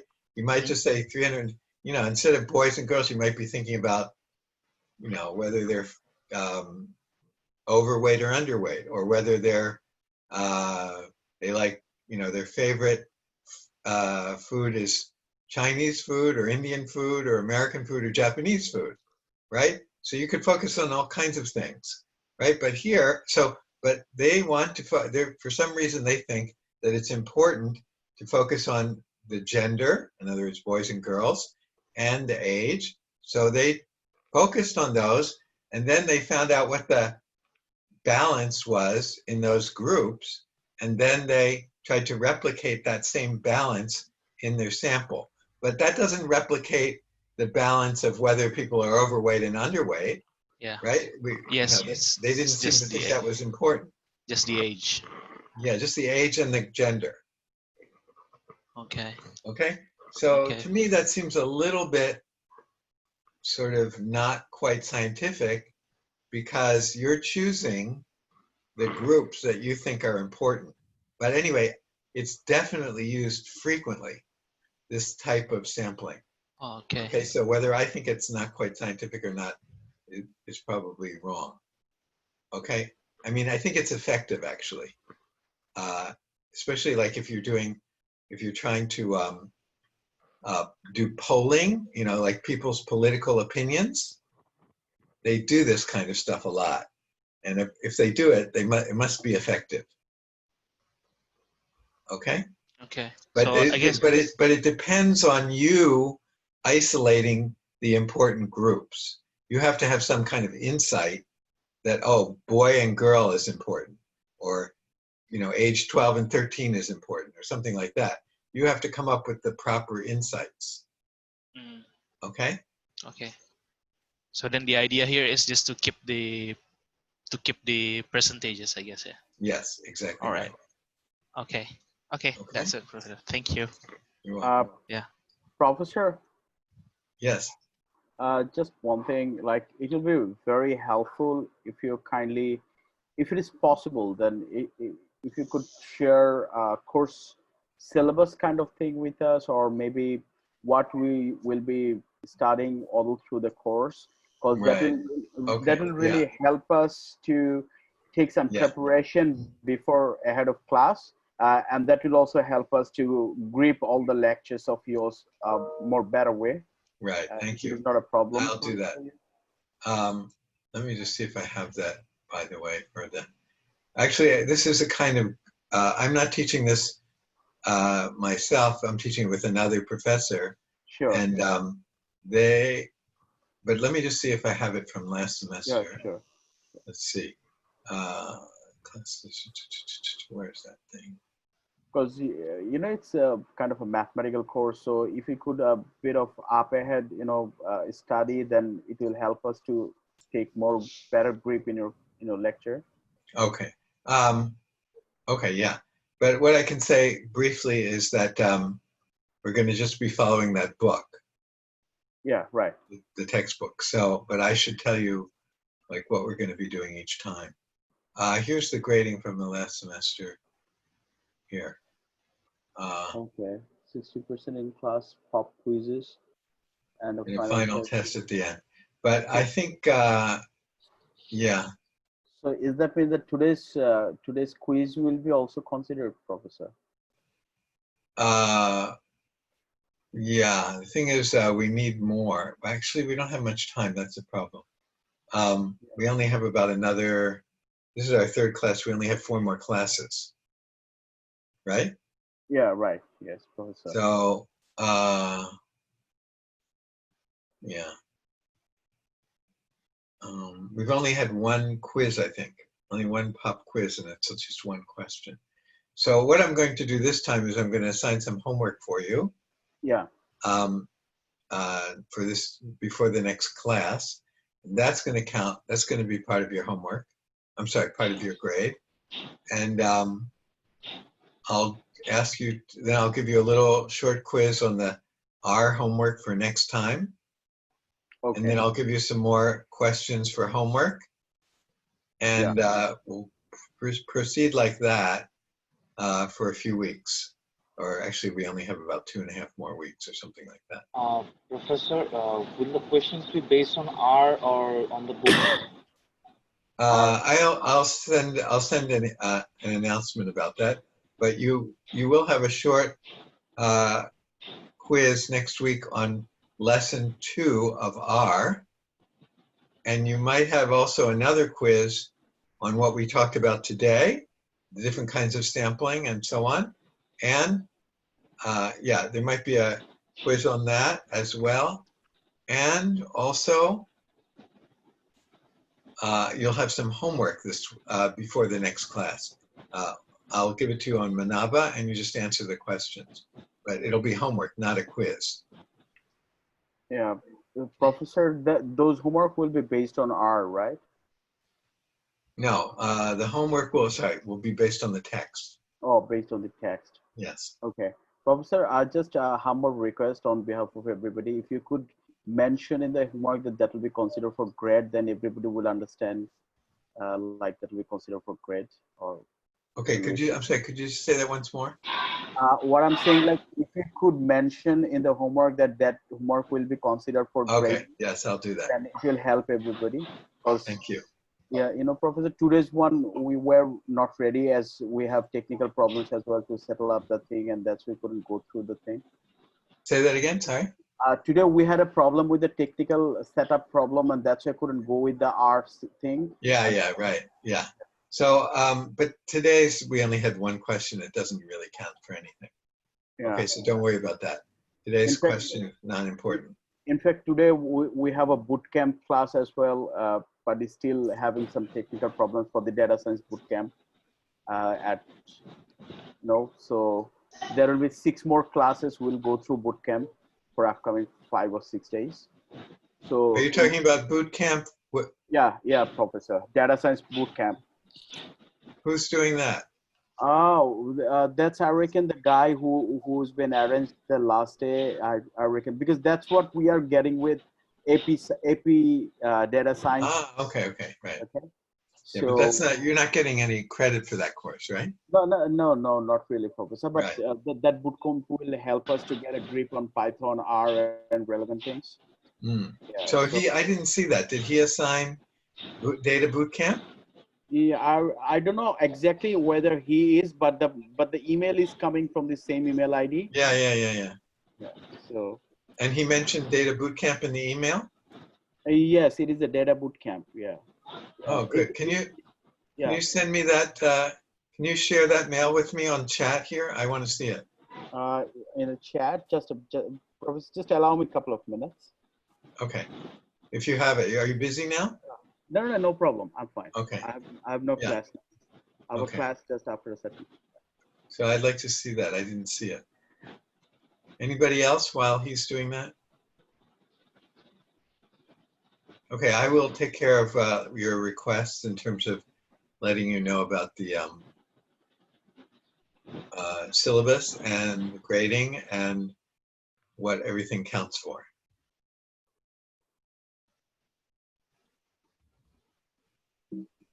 Professor, Yes. regarding to today's quiz based on the our studio question, the time was I think too short, 15 seconds. I was just logging into the Manava and I was just starting reading the question and time went away. I could not read all the options, all the questions clearly. Okay, well, I think I gave enough time. So but you're lucky because this time it was just one exercise and it doesn't really count, but next time it will. You'll have to you'll have to get it done in the time that I give you. And I said, does anybody need more time? And nobody said yes. So, next time you'll have to be careful. Okay, Professor. Okay. Professor, what's your email ID? Oh, I said, why don't you just put it in the chat? It's not pasting it on the chat. Okay. Paste it. Okay. My email is well, here, I'll give it to you in the chat. Okay.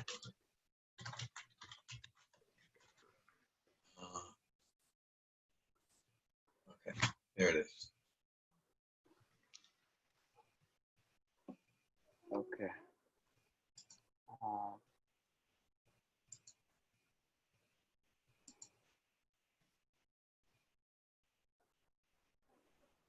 Yeah, Professor, it's gone. Okay. Did you send it? Yeah, I already sent it. Oh, okay, got it. Okay, let's see. General preparation? Oh, okay. Uh-huh.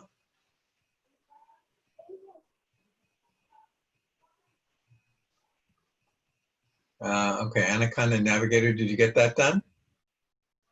Yeah, I'm trying to going through all this. I've downloaded the Python, installed it. I relevant to as well, and Anaconda as well. Good. But I don't see anything about what did you say? Data boot camp. Yeah, where does it say that? Just a second. I don't see any reference to data boot camp. Professor, I'll sign off now. Yeah, sure. Yeah. Thank you for answering my question.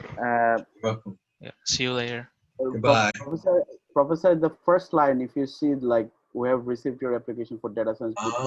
We have data science bootcamp for beginners. Data science bootcamp for beginners by AP Data Science. Oh, I'm sorry. Okay. Yeah. I thought there's a website called, I think it's called Data Science Bootcamp or something like that. But anyway, okay. Yeah, good. So this AP data science is the AP of fraternity, right, Professor? Sorry, AP Data Science is what? But this is belong to the APU fraternity, isn't it? Yeah, it's a student at APU who organized it. Okay, all right. All right. So you got both of those installed, right? Python and Anaconda. Yeah, right. Good. I Yeah, started going through a couple of tutorial of Python from different. Good. But just couldn't get into R yet. But hopefully by today I will try to set up everything for R. So Okay. So if you can't, as you know, you're using Mac, right? Yes. Yeah. So if you can't get it set up on Mac, I mean, it should work, somehow. But like, I think another student had trouble, and they had to install an older version of R, like more older than 3.6.1, and they said it worked, right? Remember? Yeah. Yeah. And so you might try that. I will solve it, Professor. I have our desktop which has any Windows, so I'll solve it somewhere other. Okay. Otherwise, of course, you can use the cloud version. Yeah. So that's our cloud, right, Professor? Yes, right. So, just look up. No. I think it's called R Studio Cloud. So if I just search R Studio Cloud, it'll pop up, right? Yeah. It'll show up. Okay. Professor, thank you so much for your time and all the help and cooperation. Thank you. Yeah, thank you. And I'll get that stuff set up. Thank you. I'll see you next class. Okay. Okay, thank you, Professor. See you next class. Okay, see you next class.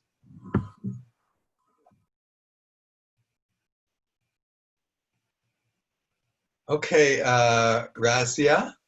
Yes, Professor. Okay, thank you so much. You're welcome. And see you next class. Sure. I just put the assignment you told me till question number 15. Right. Let me just check that. If you. Okay. And okay. So it's under the tests or under the assignments? It's under the test. Yeah, okay. Class 3 homework, right. Okay, great. Okay, looks good. Looks very good. It's just that two questions had multiple choices that you could pick. I wasn't sure, so I didn't include them. Okay. Should I do them in the future? Sorry? There are a few questions. Oh, wait, actually, there's one problem with what you did. And that is, you put too many in this one class 3 homework. Because how many did you put in here? Looks like you have 1, 2, 3, 4, 5, 6. It's the 15 question, but some of the question had more than one part. I see. Okay. Should I make them each of them one question or no? It should go one question. No, but what you could do is, let's see, let me just take a look at this.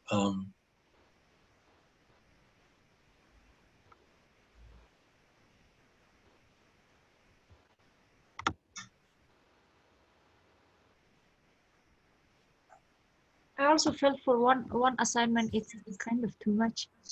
Yeah, right.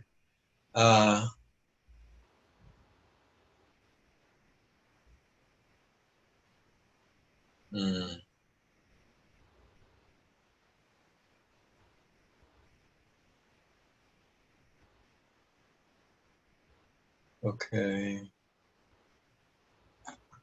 Okay.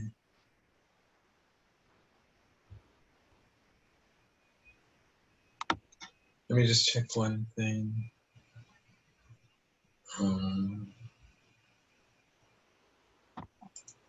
Okay, let's see.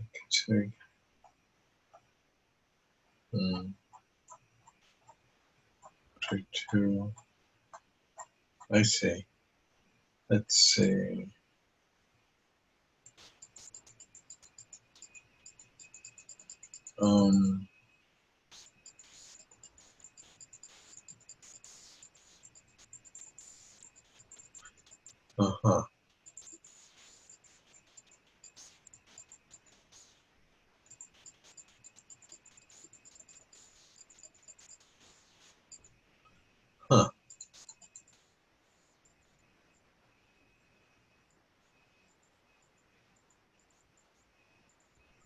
Okay.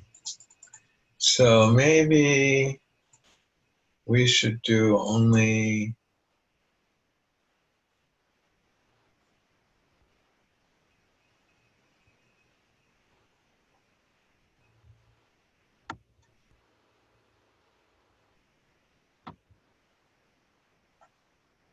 okay, let's just do, can you separate, the total number is how many? 38, right? So could you do them in groups of 10? So you have, you know, the first 10, then the next 10, the next 10, then the next 8. Could you, is it, I wonder how hard it is to separate them. Do you have to redo everything, or can you just, might be hard, right? You mean the first 10 question? Yeah, yeah, you have 38. I'm thinking about just the first 10, but how do you separate them? Let's see, if we go to edit, we go to edit, let's see how I just, oh yeah, you can do it pretty easily. You can just copy, I think, and put it into a new test, right? Yes.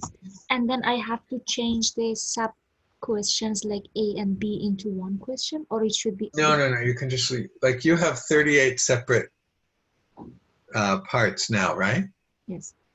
So you could take the first 10 and put them into, call it week 3, part 1, and then put the second one into another test, another assignment called week 3, part 2, and then the next 10, and put them into week 3, part 3, and then the last of them week 3, part 4. Does that make sense to you? Yes. You understand? Yes. I think it's easy, right? You just copy them, and then, you know, copy the first 10, and then put them into another test. But in case that Like they were like I from think the we can do it previous like question, this. I will keep it, right? I'll try to do something and then Here, let me just show you. Let me just show you what I mean.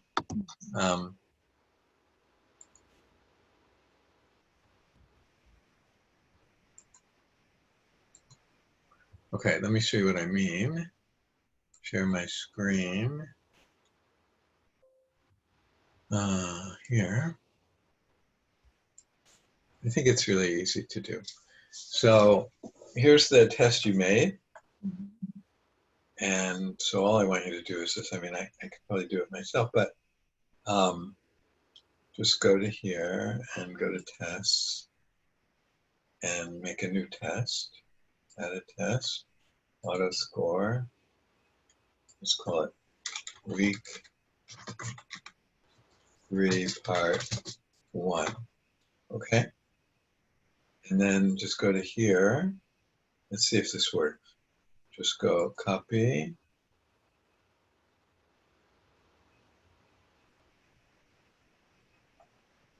How many are there? Wait. Where's the 10th one? Oh.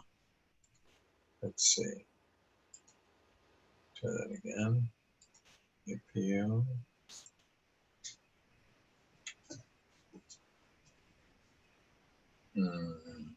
Here.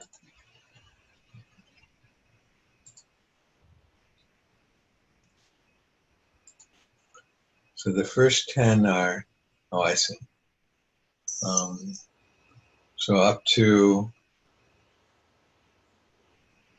like this one. Oh, I see. But This these are one. going to be part of question number 4, like B and then the next one. And this one also? Yes, and then this one also. Oh, all of them. I think the first session would be good if we do it till question number 10 or 9. Okay. So up to number 9? Is that what you said? Yes.